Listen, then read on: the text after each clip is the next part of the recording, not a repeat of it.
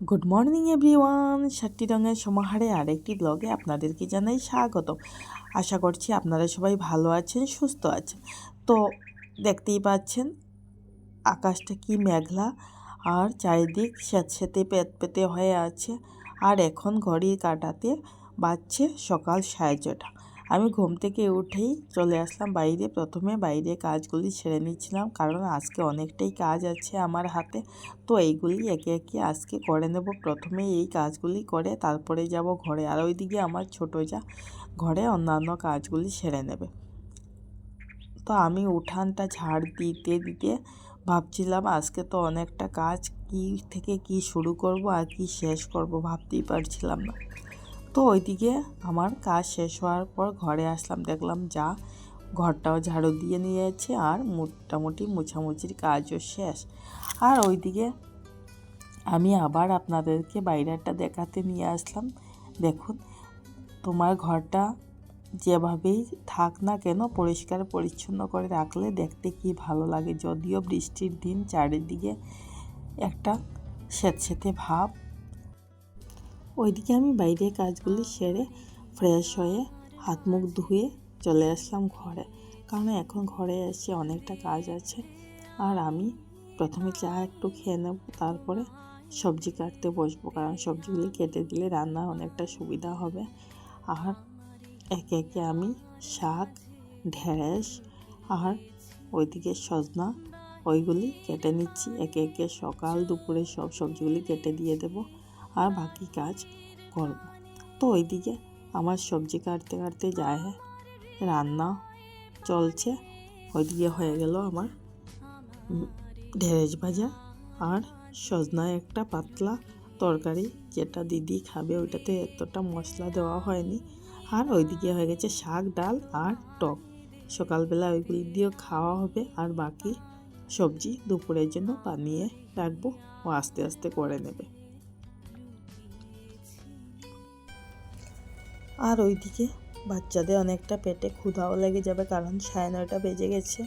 আর তার জন্য আমি দেখলাম ওর মা যখন রান্না করবে তাহলে আমি ওদেরকে খাইয়ে দিই। তো আমি জিতার তুলিকে খাইয়ে দিচ্ছিলাম। ছেলে তো ঘরে নেই, ও গেছে স্কুলে। আর ও আর্ট স্কুল থেকে আসতে একটু লেটই হবে, তার জন্য ভাবলাম ওদেরকে খাইয়ে দিই।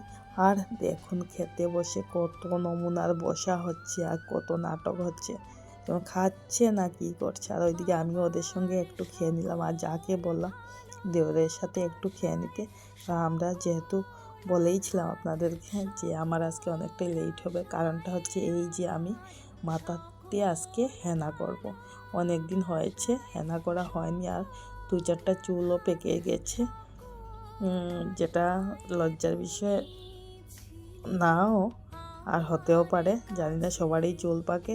আর আমি কোনো ধরনের কালার ইউজ করতে পারি না, তার জন্য আমার কাছে বেটার ওই হেনাটা লাগানো, যেগুলাতে কি হয় সাদা চুলগুলো একটু একটু লালটি হয়ে যায়, এটাই ভালো। আর আপনাদের যদি আমার এই হেনার নামটা জানার ইচ্ছা থাকে তাহলে অবশ্যই আমাকে কমেন্ট করে বলবেন, আমি নামটা লিখে দেব।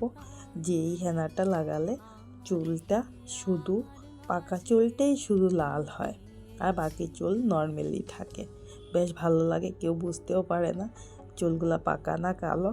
আমার তো বেশ ভালো লাগে লাগাতে, কিন্তু একটু টাইম নিয়ে রাখতে হয়, এটাই ব্যাপার। 1.5-2 ঘন্টা রেখে দিতে হয়। তো আপনাদের যদি লাগে অবশ্যই জানাবেন আমাকে। আর হ্যাঁ, আপনাদের যদি আমার ব্লগ দেখতে ভালো লাগে তাহলে অবশ্যই লাইক করবেন, কমেন্ট করবেন। আর আপনারা যারা দেখছেন যদি সাবস্ক্রাইব করে না থাকেন অবশ্যই সাবস্ক্রাইব করে দেবেন।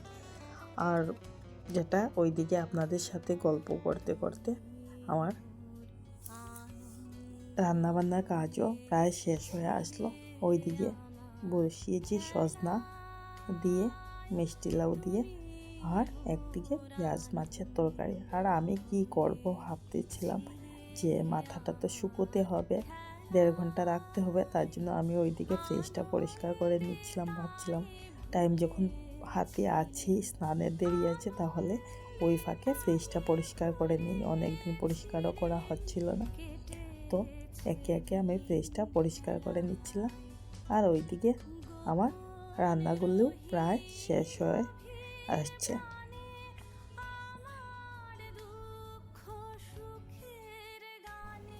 ওইদিকে ফ্রিজ পরিষ্কার করতে করতে আমার রান্নাটা কমপ্লিট হয়ে যাচ্ছে, আর ওইদিকে যা চলে গেছে বাচ্চাদেরকে নিয়ে স্নান করতে আর কাপড় চোপড় ধুয়ে স্নান করে আসতে। আর আমি ওইদিকে ওইগুলি কমপ্লিট করে রান্নাঘরটা পরিষ্কার করে নেব। পরিষ্কার করে নিয়ে আমিও চলে যাব স্নান করতে। স্নান করে এসে ঠাকুর দেওয়ার পালা।